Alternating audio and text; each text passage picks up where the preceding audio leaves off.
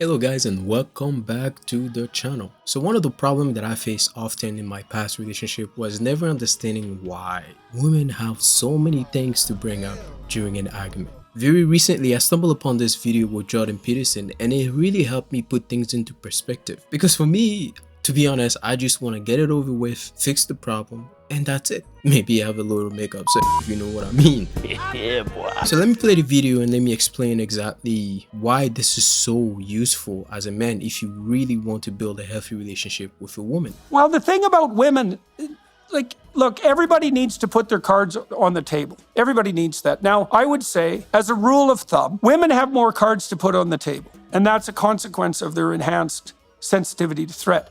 Now, one of the things you find in dealing with women, therapeutically or otherwise, is that if you let them put all their cards on the table, they often figure out for themselves that most of the issues aren't relevant.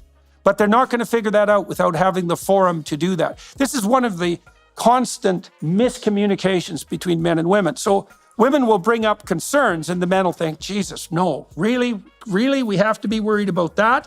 And what the men don't understand exactly is, well, if you let her talk through it, she'd figure out for herself that she doesn't have to be worried about that. But that will not happen without that listening ear. So a wise man once said, the best way to win an argument with a woman is to never argue with a woman. And I think it's pretty decent advice, but it's also, personally for me, it's a bit of a defeated mindset type of advice. It implies that you're never going to argue with the woman that you love. It implies that you're never going to push back. You have to argue. That's just how you build a strong relationship. It is an opportunity to learn yourself, but learn about the person that you're with. Now, what Peterson said made sense, and that's the reason why a lot of the time when we have this argument in a relationship, we're having a hard time really understanding why is there so many things to deal with. I thought this argument was just about me being an asshole. What does this have to do with me cheating on you last time? Hey, let's not talk about this. Okay, I'm joking.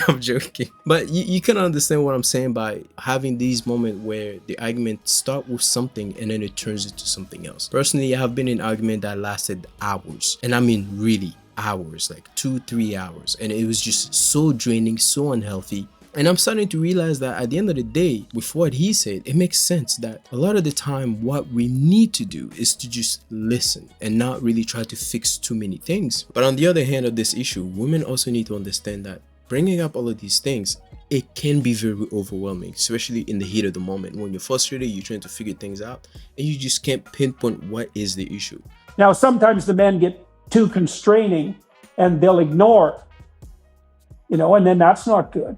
But sometimes the women get too sensitive and are responding to crises that don't exist, and that's not good. And so good communication within a marriage optimizes those two approaches. It's it's the minimization of two kinds of error.